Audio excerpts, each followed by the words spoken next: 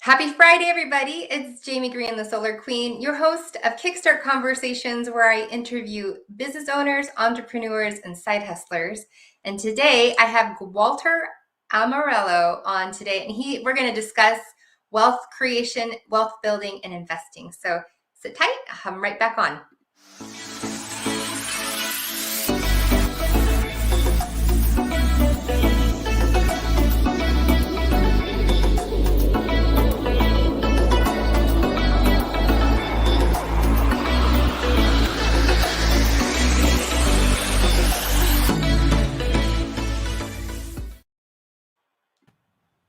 We're live, and I said I'm going to have him right back on, and you haven't even been on until now. So that's the beauty of live, right? So we're live. Gualter and I are live. Gualter, where are you from? Jamie, I'm originally from Fall River, Massachusetts, which is about an hour south of Boston, which everybody remembers. An hour south of Boston. So you're an East Coaster. You've always been an East Coaster your whole life? Yeah, and that was when I haven't always been an East Coaster, so I did move to Las Vegas for about 3 months, and the time difference messed me up so much that I decided next move is Tampa. Tampa. I've been to Tampa. So Really? if you're watching, say hello and let us know where you're at, where you're from, where you're tuning in, and make sure if you'd like to share with your friends on Facebook to share this out so that they can learn about some wealth creation ideas and what Gualter specializes in. So he's coming live from Tampa. I'm on the West Coast in the Bay Area in a town called Novato, California. Have you ever heard of that before? I have never been to Novato, California. How about San Francisco? Have you ever been to San Francisco? You know, it's interesting. I've done LA. I've done a whole bunch of the mid Central Valley. I've done, Washington, but I've never made it down to San Francisco or San Diego. Oh my gosh. San Diego is one of my favorite cities. I do like San Francisco, but I live north of San Francisco across the Golden Gate Bridge. And I have been to San Francisco. You know what? I remember the hills, the tram, the train that's on the streets. Yeah, I guess cable cars. The trolley, the cable cars. Yes, I have been to San Francisco. Okay, so good. I remember parking my car sideways on a hill and having to walk up to my my Airbnb. Yes, it's crazy. We were driving through the city last weekend, and literally there's some streets that the sidewalks are so steep that they have to put stairs into them. And I don't know how people turn in and park into the street without the fear of their car rolling away down the hill into the bay. Yeah, it was a really cool experience though, because I've never seen houses built on hills. Half the house is buried into the cement, and the other half is all exposed. It was really cool experience, cool city. Yeah. Well, good. Well, you'll have to come if you ever make it out to the West Coast again. Let me know. So, welcome to the show, Gualter. I'm really excited to have you here. You are a wealth building, wealth creation expert. Share some of the ways that you and you have a movement going on, right, to build 100 millionaires. So helping 100 people become millionaires through the things that we're going to discuss today. Yeah, so we do 100 millionaires a year. It's A year, okay. It's time intensive, and we take in 100 people. We make them millionaires. We do take on a few more because 80-20 rule, right? Not everybody makes it. Right. In year one. Sometimes it takes a few years, but the idea is start to finish 3 to 5 years, but we'll build 100 millionaires each year, taking on 100 new people. So what does that mean? Like are they going to be, you said that it's a year time frame. What are you taking? Like, who is the ideal person or couple or, family or whatever? What's point A to point B for these people? I love that. So we actually discovered that the ideal person is not somebody who is broke, right? Like broke people tend to stay broke. It's just part of the mindset.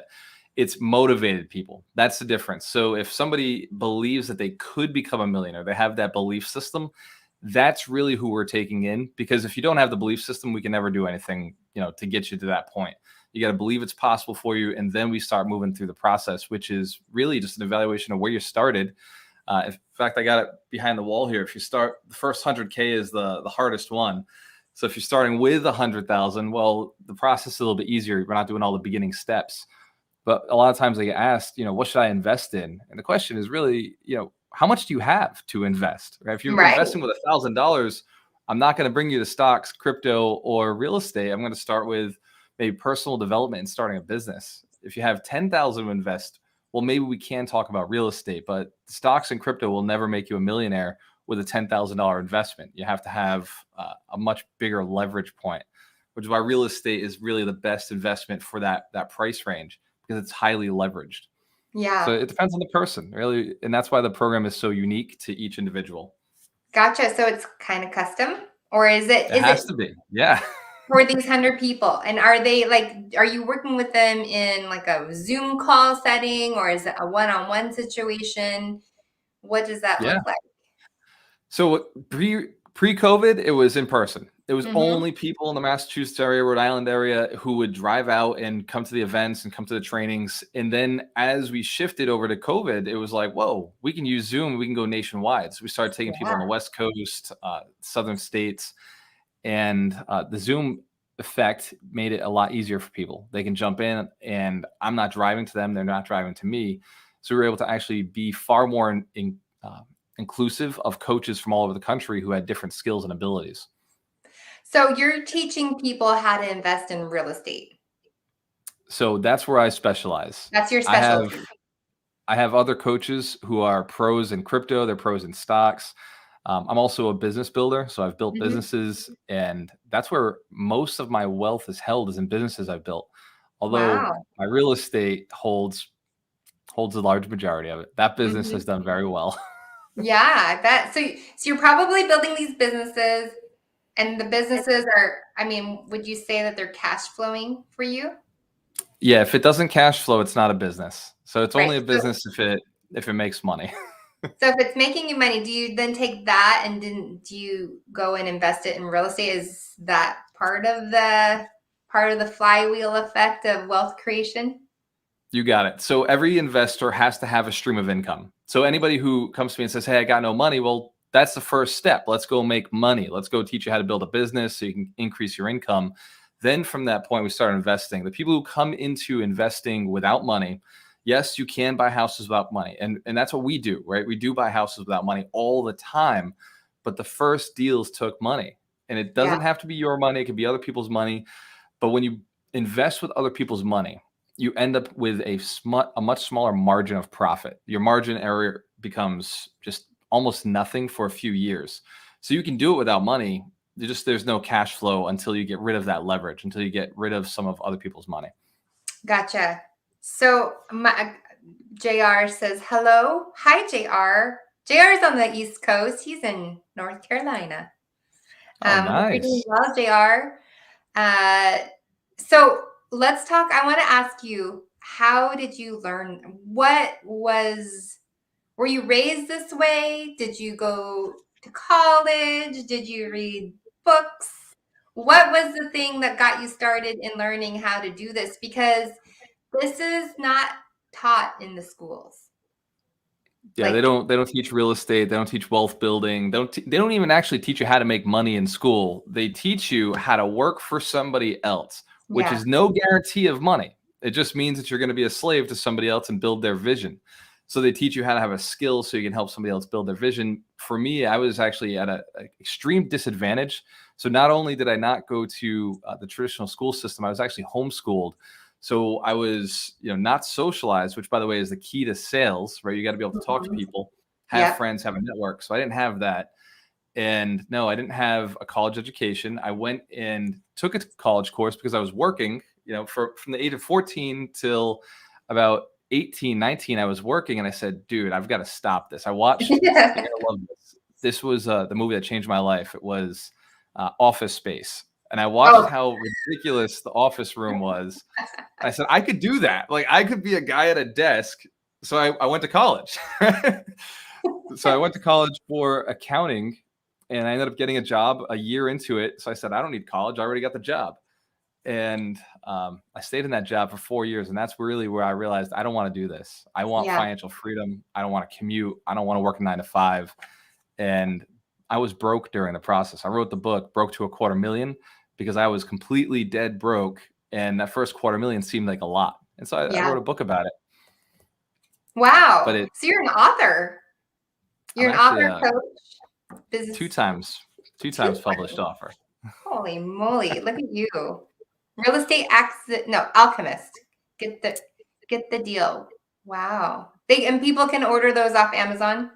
Of course. That's where everybody publishes their books. Put it on Yeah. Amazon. I have a book I published, but it's like this.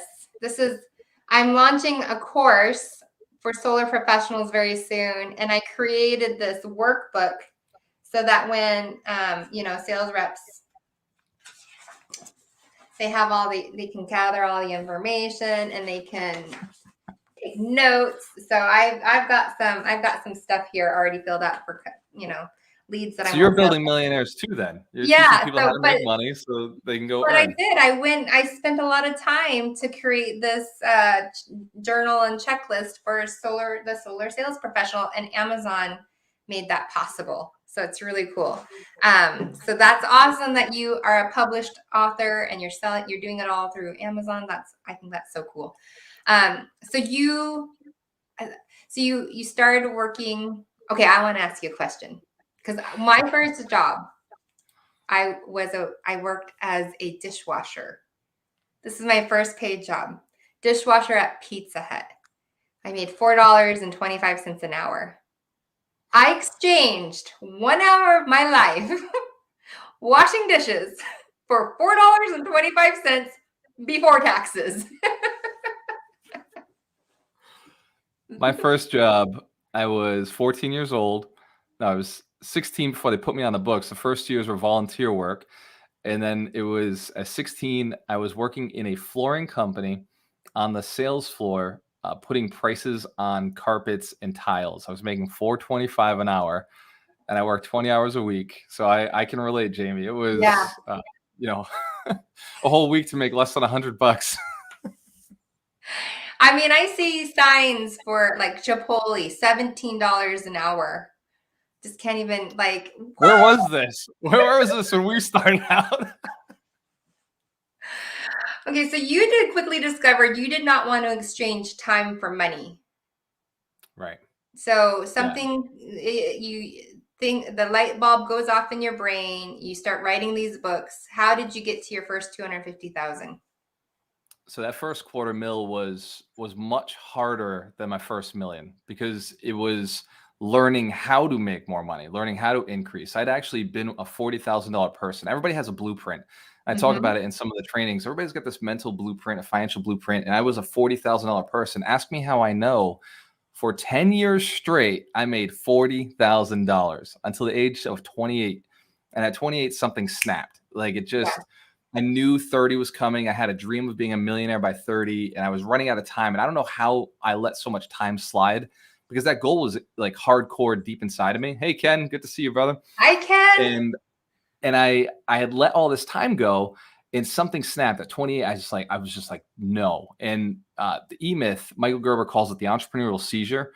I'd had little seizures. In fact, I started growing marijuana. I was cutting people's grass. I was doing like anything that I could do that I saw there was money to make. I would go and I'd do these little side hustles, but it wasn't turning out for me. It wasn't working. And at 28, I snapped. There's the entrepreneurial seizure and then there's the entrepreneurial psycho, right? Like that psychotic moment where you're just like, no, like the buck stops here. And I'd owned a house and I was cutting the grass one day. I was sitting outside cutting the grass and I was looking at all the land. And that word stuck in my head because my grandfather was a landlord. He owned one building and he had tenants. And I remember thinking, I'm the lord of the land cutting this grass. And then I realized I'm the lord of paying bills, right? That's all I'm the lord of. I got to fix the roof. I've got to, cut the grass. I'm out here lording as a slave. I'm a slave to the land. Yeah. And that day I went inside. I told my wife, I was like, we got to do something different. I've got to buy a multifamily. I've got to invest in real estate. And it wasn't until 2012 that I actually sold that house and went and bought a 3-family using that money that I had I'd store it up in equity. So Oh my which that goodness. house was so terrible. Wow, Yeah. it's such a hole. Oh goodness. Charles Coachman, Silicon Valley's #1 realtor, is watching 10x to you, Charles. I hope you're doing well. And Ken and Charles are having a conversation on the comments. Hi, Ken. Thanks for sharing this out. I saw that you shared it out. I have an interest. So you bought your first single family home when you were young. 22 years old. Yeah. Yeah, it's so funny because I bought my first home when I was 25. And again, I Whoa. felt like a slave too, but it was cash flowing. You know, I had a good system set up, and then I bought a second single family home. Oh my gosh, this story is crazy. We don't need to go into that, but it busted me because it turned out to be a marijuana grow house, the first rental. Hi-oh. Yeah. So I'm with you. I think because of my experience, I was a little fearful for a long time, but my husband and I, our conversations are not about single family home investing. It's in the multifamily. Yeah. Multis. Yeah. Thanks, Ken. He shared it to his fan page, to Grow Live Academy. Yeah. I did. I started with the single families, right? Like that was my first purchase in 08. By the way, great time to buy real estate. It was the market was dropping. I thought I saw an opportunity, but what I learned later on is you never try to catch a falling knife, no matter what market is. And real estate was dropping. I should have waited for the bottom. My market, we didn't see the bottom to 2010. Yep. So I was out renovating the market. I was doing my best to, anytime I'd get money, I'd go and I'd put it into, blowing out the roof or install new windows or new floors or new walls and new electrical, everything. I spent almost $28,000 renovating the house. When I sold it for $34,000 more than I bought it for. So I essentially, I just raised the value just enough to break even. Yeah. Oh my gosh. So as soon as you get out from single family homes, you start investing into multifamily. That's right. And, So I and bought a that's where three-family. this wealth creation starts, really. Right. Yeah. Yeah. It really was house hacking, right? Like buy the 3-family, live in one unit. Then I bought a 2-family right next door, and you wouldn't believe these prices. I bought that 3-family for $175. Wait. Just got, yes. 175, not 1.75 million, like you would in the Correct. Bay Area. Correct. This was $157,000, 3 units, but the rents were $750. That building now is $350,000 and the rents are $1,200. So the market's changed, but still compared to the Bay Area, this is a very affordable market. Where was this that you purchased this multi-family? So this was in Fall River, Massachusetts. It's right on the line of Rhode Island. It's about 20 minutes away from Rhode Island. And it's what we call a depressed city. So there's only about 87,000 people that live there, but 2/3 of the city is multifamily. It's all multifamilies, and they're all stacked up on top of each other. It used to be a mill city. When the cotton mills got shut down, suddenly the whole area became very depressed. So these are little strategies you're teaching the people that want to become millionaires through real estate. Absolutely. And it works in every market. It works all across the country. We're doing it here in Tampa, and you could do it in Boston. A lot of my students are in California. A lot of my students are in Boston, New York. And what we've discovered is that every market has a niche. Every market has a niche that cash flows. In markets like yours, it's house hacking, right? Maybe you do buy a single family, but you're renting out the bedrooms and you're leveraging. That's what I did up in Washington with my rentals. And that makes sense. That gets you cash flow. And as long as you can hold on to them, as long as you didn't over leverage yourself and you bought them at the right price, you can hold on to them for the long term. And eventually the appreciation is really where you win in those markets. So what are you starting to see people in California buy up multifamilies in other parts of the country? Absolutely. So one of my coaches lives in San Diego. He has 500 units, but not a single one in San Diego. Right. It just doesn't make all that much sense. The real estate is just ridiculous here. Okay, so you started doing this, and then did you just like how do people find the financing, or how do people go about funding these multifamily, apartment complexes, going out and buying it? Like, I'm sure you teach this to to the students that you have. But I think a lot of people are fearful, or they think, oh, I don't have a whole ton of cash to start investing. So, like, what is one secret that you could share for the people Yeah. watching about how to get into multifamily investing? I love the question because it's the question I get asked the most. I built a training course called Get the Money that went, Get the money. because that was what people asked me for. They were like, hey, how do I get the money? How do I buy Yeah. houses without money? And even millionaires ask me, how do I get the money? Because here's how real estate investing works. As soon as you got cash, right? Cash is trash. So you get rid of this and you buy an asset. Guess what?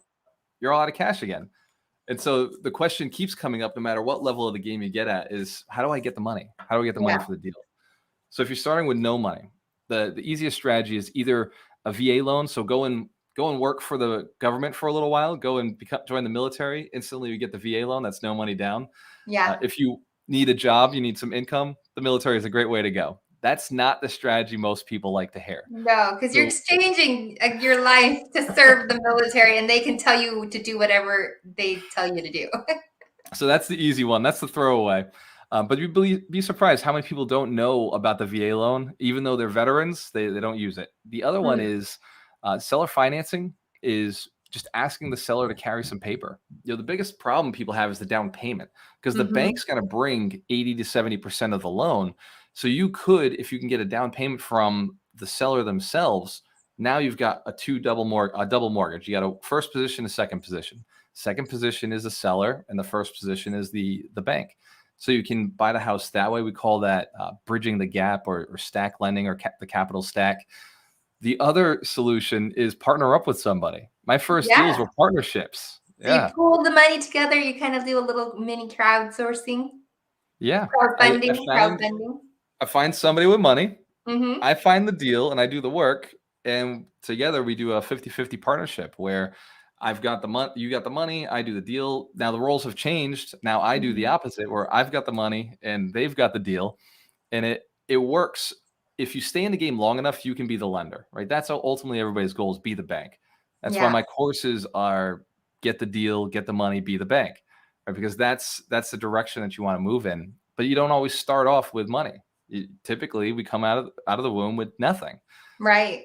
Unless you Right. play the game the way I did, then you end up at 28 with less than nothing, right? Ken Wall says Grant Cardone sold all of his stuff in California. Because Grant's smart.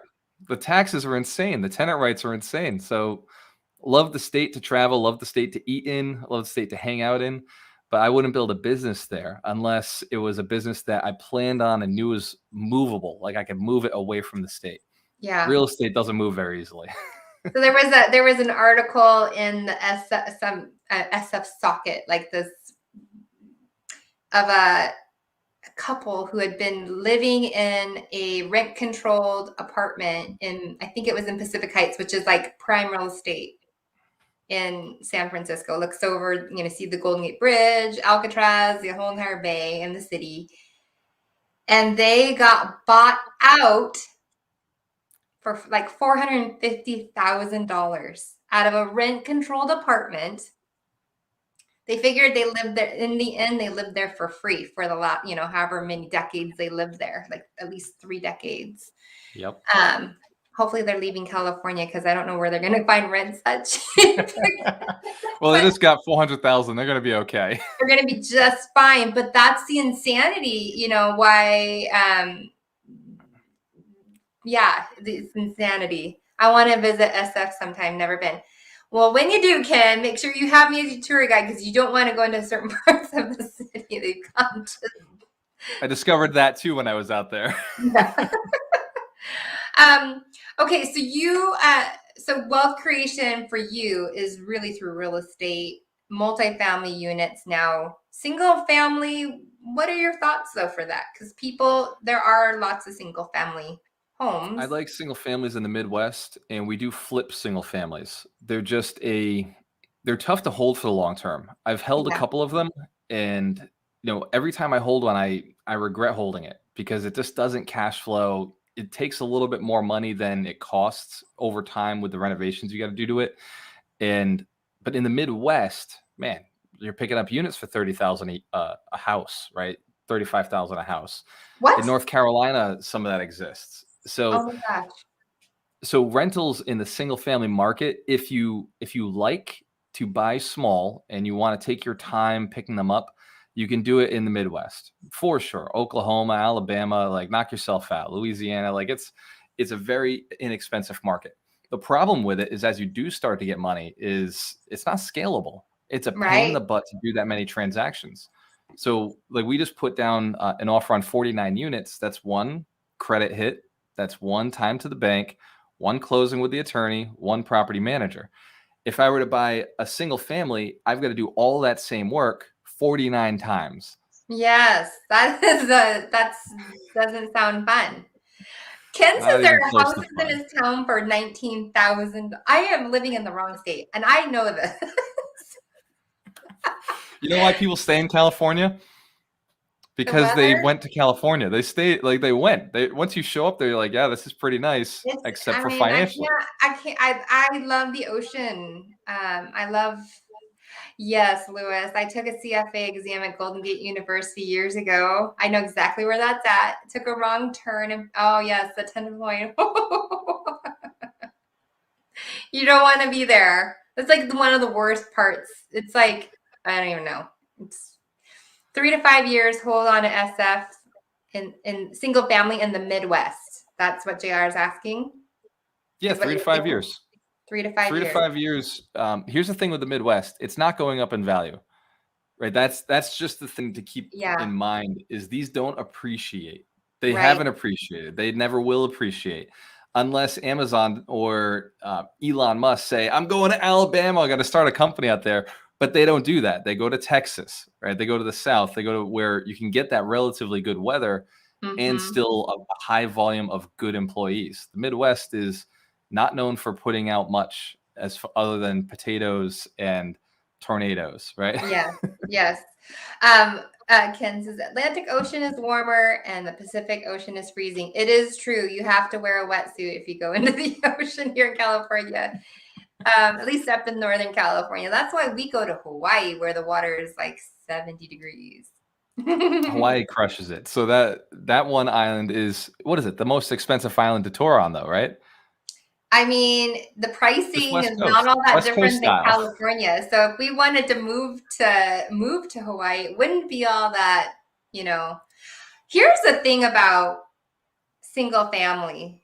If you buy it in the right location, just we bought it. My mom and my stepdad bought a house in Santa Monica, California, Nice. 25 years ago ish. Oh, well, you could throw a rock by anything 25 years ago in any part of the country, and today you're a millionaire. Well, That East house Coast, that West they Coast. bought 25 years ago, I think it was $225,000. And that was a stretch back then. And I said, "Oh, mom, you should have held on to it because I checked the value of it now, and it's like 2.5 million. So they would have 10x their money just by Yeah, holding it, yeah. but, We say that in and had Boston a all the time. mortgage on a $225,000 home instead of a 2.25 or $2.5 million home." Well, in Lewis 25 says years he gone can. by, the house is What's paid that? off, right? He would have, After yeah, it would have 25 years, the mortgage is gone. And so now that would, if, yeah, that's right. If they just, yeah, but shoulda, coulda, woulda, right? Yeah. Shoulda, coulda, woulda. But been investing in multifamily in the Southeast, good cap rates and benefiting from migration. Yeah, because everyone's moving to the Southeast, it feels like. Well, The great there's a state of book Ohio called is part of the Midwest. there's a Gotcha. book called Big Shifts Ahead, and they talk about demographic and migratory patterns. And in that book, they talk about the two states where everybody's moving. All the U-Haul trucks are shifting to Florida and Texas, Yeah. and Arizona would be the third. And those states are slowly filling up, and that's a trend that'll continue over the next 5-10 years. So as real estate investors, we know we want to be ahead of the trend.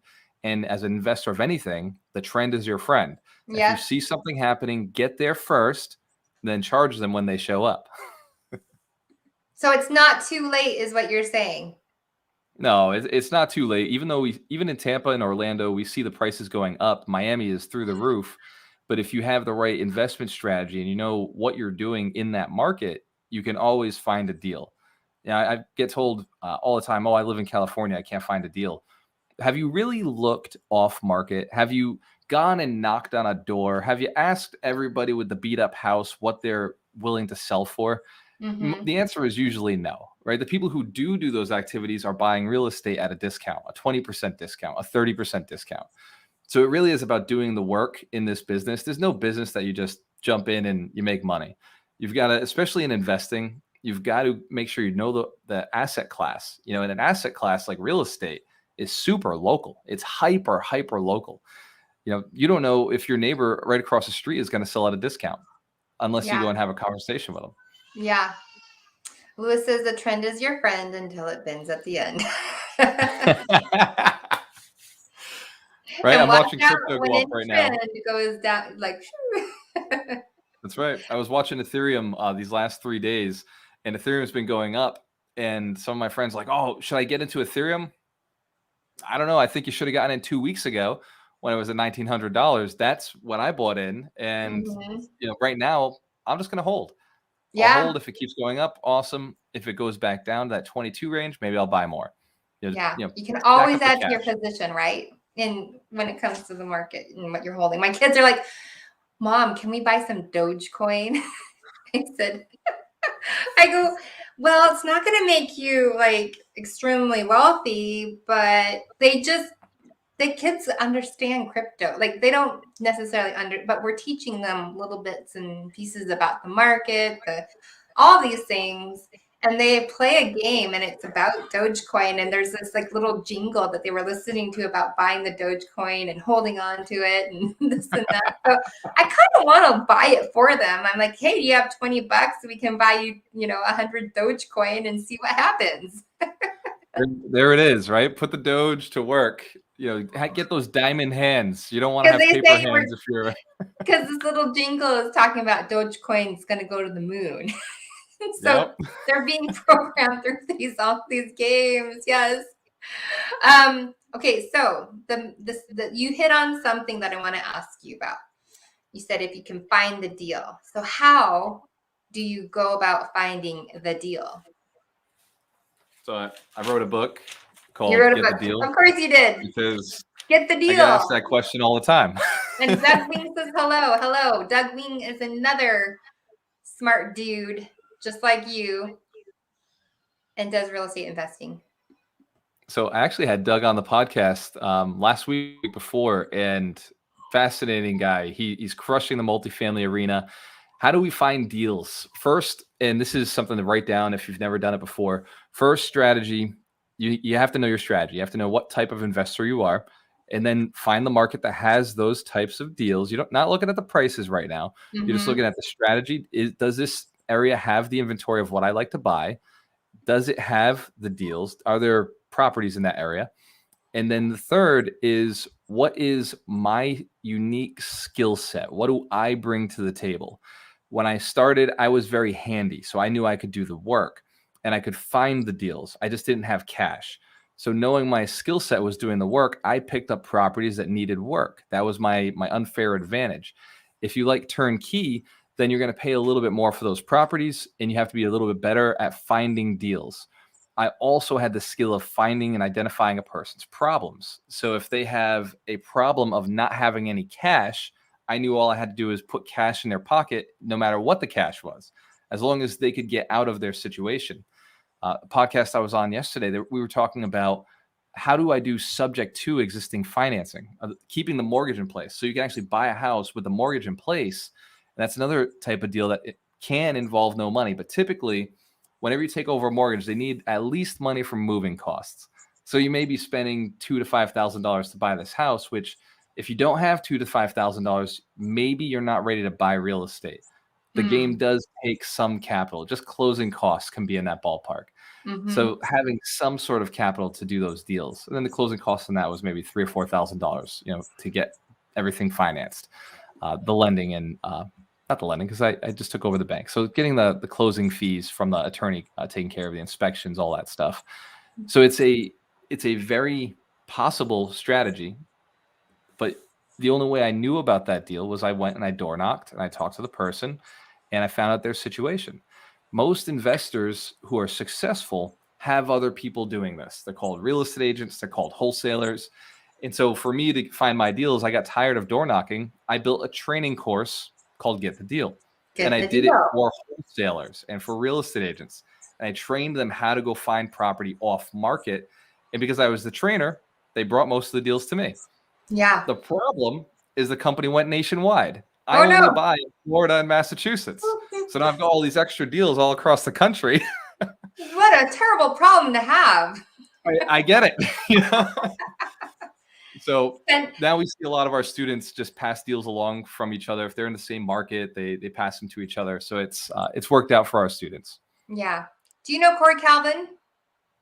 Not personally. Oh, okay. Well, Ken says Corey Calvin knows all about this too, which he does. He does a lot of single family and does other real estate investing as well. And Ken saying, hey to Doug. What's up, Doug? So let's shift from real estate into what you do in terms of the I Build Millionaires program, because you're a real estate investor and you're an author and you're a coach as well for these millionaires in the making. So yeah, talk a little bit about I Build Millionaires. So if people who are watching are like, I really want to learn how to create wealth, because let's face it, $1 million today isn't $1 million 20 years ago. Like, right? Jamie, I say this all the time. $1 million in no time. The middle class fell asleep, woke up broke. That's all that happened. The middle class fell asleep. They woke up. Suddenly their wife had to have a job. Suddenly their kids had to go to work. They couldn't afford the 2 cars anymore. Now they're moving into smaller apartments and they're just struggling to get by. Millionaire is the new middle class. That's the bottom of the middle class. Like when I hit millionaire, I didn't feel any richer. I was just like, I can have what my parents had, right? Like that's all I got was a standard of living. Yeah. And so, because the last 40 years, the dollar's been destroyed, just absolutely ripped apart. But inflation's nobody noticed. Going up. I mean, everything, it's just like this huge gap that's being like created. So I Build Millionaires leads you to a free training course that I have every week. Becoming a millionaire is not an overnight thing. This is, it takes action steps. It takes processes. So what we did is we have the 52 weeks to wealth, which is one principle of the 52 principles to make you a millionaire. You apply one principle, then the next principle, then the next principle. And over 52 weeks, you now have a baseline for a foundation for your business and for your investment strategy. Year 2, it's the same principles, but you're a different person. Your business is different. So maybe you were thinking, what business do I do and how do I get started? Year 2, now you're thinking, how do I scale this business or how do I hire employees? Year 3, it's now how do I fill the funnel even more and really ratchet up to that level where it's $1 million business. And some people figure that out in year 4, year 5. Some people are a little faster than others. Some people are slower than others. I had one student come through. He was earning $40,000 a year. And now he's at $250,000. And he's still in year 1. In the year kid 1. is just, wow. And I think it's what they say about the 4-minute mile. Once you've seen somebody else do it, like it's possible for you. Yeah. And he's just one of those kids who said, I'm going to hit the goal. I'm going to set it and go after it. Yeah. Lewis says printing money and inflation is eating away at wealth. It certainly is. You must accelerate growth to get ahead, especially after taxes. Isn't that the truth? That is the best advice. That's where real estate comes into wealth building, because real estate is a hedge against inflation. As inflation goes up, the real estate goes up. What makes it a double hedge, though, because that you could do any other investment like that, is the debt we carry. The debt goes down in value because the debt is based in dollars. So as the dollar goes down, that debt becomes easier to pay down. And the real estate keeps going up in value. The other benefit is we don't get taxed anything because we don't get taxed literally anything on real estate, because we have all of our business expenses. We have the capital that we're paying off, and our loans are getting paid down by our tenants. Yeah. Oh my God. And then we have depreciation, which is something, we barely talk about. Depreciation is ghost money, Yeah. right? So if you claimed, we'll say every 27 and a half years, your house goes down in value. It's completely zero. So when you start 27 and a half years ahead, you're slowly depreciating the value of your house. Say it was $1 million property, 27 years, you get to split that up. So that's like you're losing $30,000 a year on your taxes. So if you're earning 100, 30,000 of that doesn't get counted. You don't pay tax on 30 grand. And yeah, definitely. JR asks says he was involved with distressed multifamily until tax advantages for rehabs got soft thoughts about this segment currently. Yeah, I like that. So if you rely on the tax advantages for the rehabs, then they got a little bit more difficult. We use private money lenders, we use our own cash, or we use credit to go and do those rehabs. In the larger multifamily arena, there's still a lot of credits that you can get, especially if you're doing HUD housing, if you're doing even market rate housing. If you're going above market rate, then they have programs for that. Every city has historical credits. There's all sorts of credits that you can get. We avoid them because of the time delay. It takes a year to apply. It takes 2 years to apply to get these things put into place. For us, we move a lot faster. But the benefits using government money is it's free or super low interest. So it can make a lot of sense, especially on bigger projects where you have time and it's not a big deal. So they are a great tool. They got soft, but they still exist. They're still out there. Lewis says the taxes get you in recapture of depreciation at the sale possible AMT unless you 1031. Exactly. So some of that is a little mumbo jumbo to me. So what is AMT? So that's just possible amount unless you 1031. So what he's saying is we can, as investors, we can do something called a cost segregation where we depreciate faster. Instead of the 27 and a half years, we can depreciate that faster. Or if you hold that house for 27 and a half years, now its cost basis is down to zero, which means when you sell, and that's what he's talking about, is the capital gain is going to be significantly higher. It's going to be the true value of the house to what you sold it at. And the only way to get around that is a 1031 exchange, where you're just kicking the can down the road and you can get into something like a DST, which is a Delaware Statutory Trust, which is now a paper asset of real estate. 1031 exchange into it, you're getting paid back a dividend, 6%, 12%, or you've got to go buy another hard asset. So it can be tax-free. The 1031s can be a little complex to line up the timelines. You have 45 days to identify a property, another 45 days to close. I think the full circle is 180 days to get from start to finish on a 1031.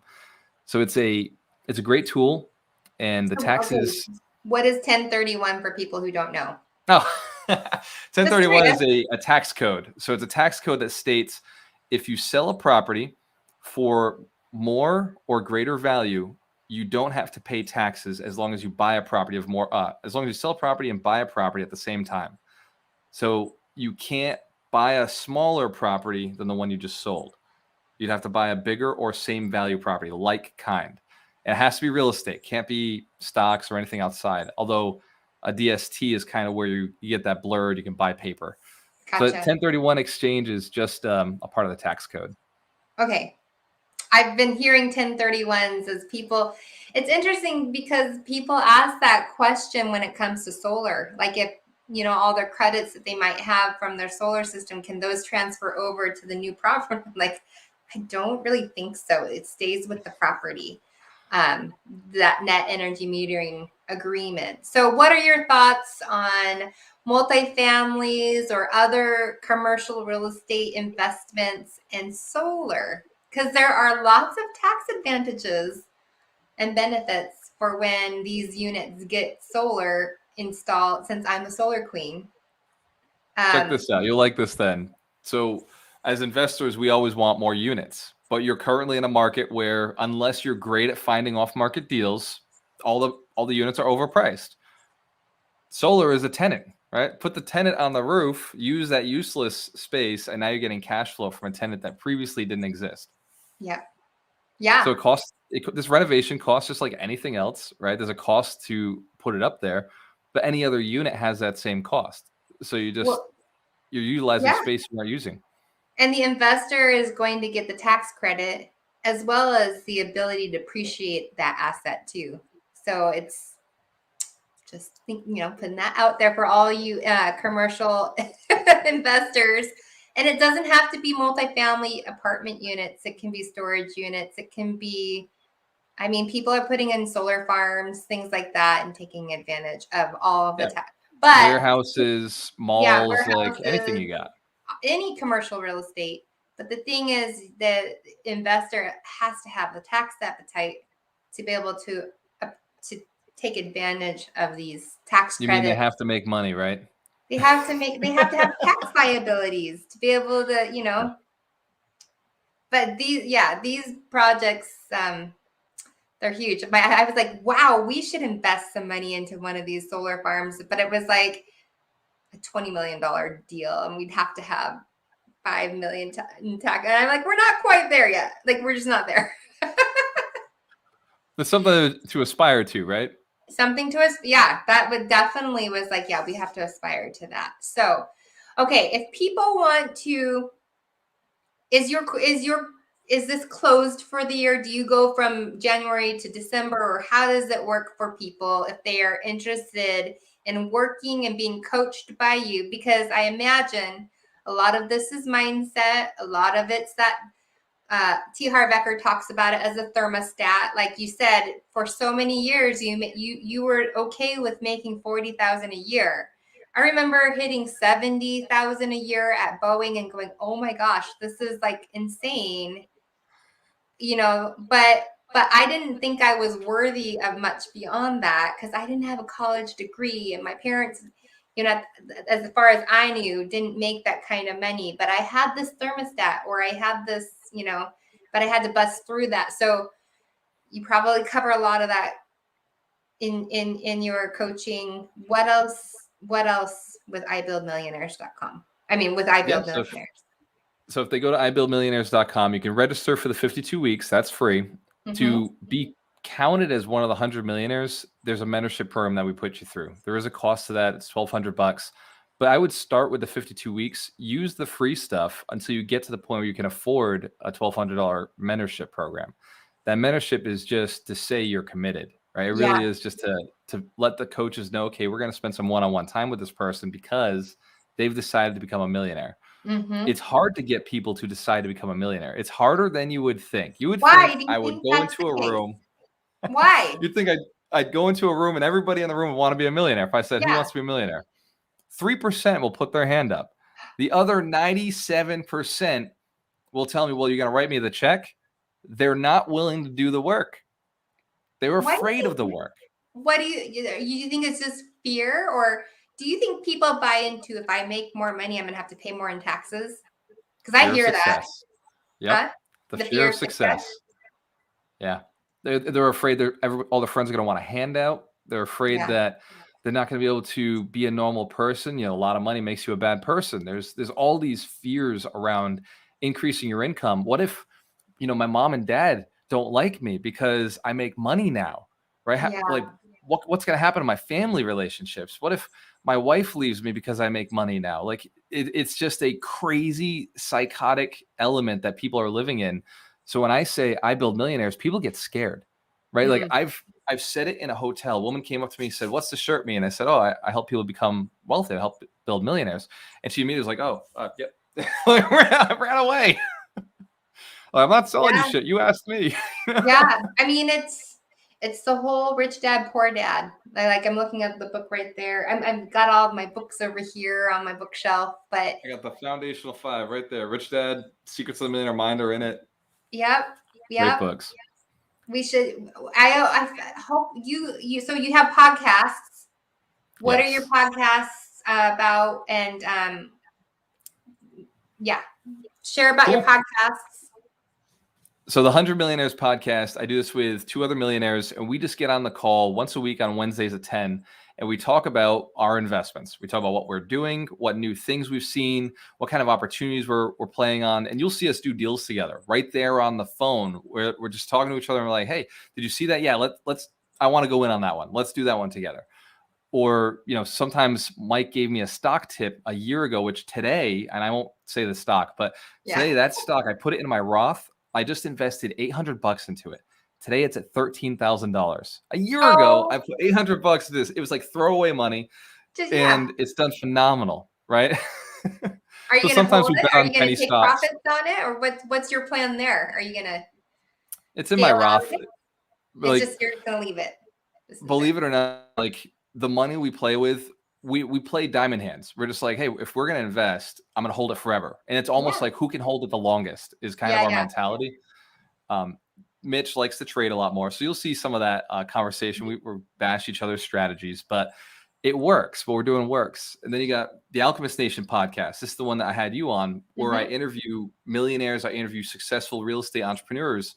And some of them are 100 millionaires. Some of them are multi-millionaires, syndicators with 10,000 units, with 7,000 units, 20,000 units. And the people on the podcast, I'm just asking them the same questions. Or I have authors on the podcast. Like I just had Steve Sims, who is the author of Blue Fishing.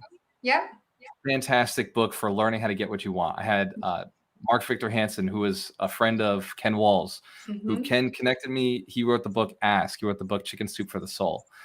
And I have the great Jamie Green on my podcast, teaching us all about solar and how to maximize our income and profit. So phenomenal podcast. Go to iTunes, write great reviews for people like us. What Jamie's doing here, kickstart conversations. Make sure you write good reviews and go to ibuildmillionaires.com and let's just see if it's possible for you. Go to one of the free courses and take down the notes, go take the action step. And week after week, as you see progress, if you want more, there are other steps to go into. But in the beginning, just try it out. Just see if you're worth it, if it's worth your time. I mean, what have you got to lose? 52 weeks of your life? The potential for $1 million if you don't show up, right? It's already like we're already spending that time. So why not do it? Spend that time investing in yourself and in your knowledge that no one can take from you. Nobody can take this. And here's the thing I've learned. It's a lot more fun being rich. I'm going to have problems no matter what. Tomorrow, I could stub my toe on my bed, but I can look around at where I live and I'm saying, I'm in Florida now, right? I'm in great weather. There's no snow out there. And I may, get upset with a phone call that I have with a lender, but I'm talking about a $4 million deal and not a $40,000 deal. So I still have the same levels of stress that everybody else has. It's just that the deals are way cooler, right? I'm helping way more people. I'm doing way bigger things. Yeah. So it's worth it. I love it. Lewis says there's no sacred asset class. Stocks, real estate, commodities all have their time. It's been easy lately in many asset classes. May not be so easy in all seasons. That's true. Everyone loves a ride up, right? But they if they don't have a plan when the markets crash in either, asset class, you got to have a plan. Just like with real estate, you have to have a plan, right? Like you said, you have to have a plan. If you know what you want, you just got to have a plan. Yeah. So, and you got to commit to one thing. Warren Buffett said, put all your eggs in one basket and guard that basket. So if you're going to buy an asset, make sure you could hold that asset forever. We diversify because we're scared. That's why people diversify. But you won't see me diversify when I see it's a great deal. I'll put all my money into it. When that stock I was talking about, I put $800, right? I put pocket change. I could spend that out at a club. It was throwaway money. I think that's the thing with investing in stocks or, commodities even. You put it in there, and if you can't afford to lose it, you shouldn't be doing that until you're ready. We play with less than 10%. Less than 10% of what we invest goes into, stocks or crypto or, our friends' businesses. But our main chunk goes into stuff we know, we understand, we know we can control it, we can shift it if it has to. So best advice is know what you're investing in, follow successful people, follow what they're doing. But just remember, we don't do this stuff we did when we started. I'm not in the grind anymore. I have leisure, I have money, I have relationships, I have networks. So don't follow what I'm doing now. Listen to what I said I did 7 years ago, right? 10 years ago when I was broke. That's what you should be modeling. Don't try to live the way we're living, live the way we lived. You know, we were broke, we were hustling, we were struggling, like we were saving and scrimping and being really intelligent with what we did because we knew we were building something bigger down the road. Well, I think that's a story that so many people can relate to, is the underdog story. Like, and that's the story that we love to hear, is starting from here and then going to there. So good for you, Gualter, for everything that you've accomplished so far in this life. I'm so glad that I've have connected with you through Ken Wall's Grow Live Academy. Ken was on here earlier commenting and stuff. That's how Gualter and I have connected. So people can connect. You can connect with Gualter on Facebook, on your Facebook page at Gualter Amarelo Jr. So that means there's a senior out there. We share the same name. Instagram, Gualter Amarelo. It can't get any easier than that. So I'll keep it simple. Keep it simple. That's kind of the best way, right? Don't complicate things. Well, so Gualter, thank you for taking time out of your Friday evening, since you're on the East Coast. I'm still here. It's still afternoon here. But thank you for coming on and sharing your story and what you do. I'm going to go sign up for the free 52 weeks, because why not? Why it's not? Free. It's free. Well, I'll tell you why not. It's 7 a.m. your time, but if you show up, I will call you out on the call and give you mad props. Oh, okay. I might be able to. My kids are going to be starting school and their drop off is at 8 a.m. So how long does it go for? About 25 minutes. I go through the principle, give you an action step, and then open it to questions. Okay. Well, that might be possible. All right, Gualter, hang tight. I'm going to wrap up the show. Thank you so much. Share this out. I'm going to be posting this on Instagram. Obviously, it's on Facebook and YouTube. If you're watching on YouTube, make sure to hit the subscribe button and the notification bell so that you know when I'm going live with people like Gualter and learn some, gosh, this is so relevant for right now. So relevant, I feel like. So thank you so, so much. All right. So thank you for watching and tuning into today's episode of Kickstart Conversations. I probably could have talked with Gualter for another hour or two. So I'm definitely going to go and check out his website and sign up for those 52 weeks. And I think you should too, if you are interested in building wealth. Because like he said, life is easier and better when you do have some money. It's very hard when you stay poor. So go out and do what you need to improve your life. And that's one way of doing it. So I hope you all have a great weekend. Stay safe, stay healthy, go out and spend time with your family and friends. And we're going to be on a family vacation next week. So I will not be live, but I will see you on the other side of that week. So have a great one, everybody.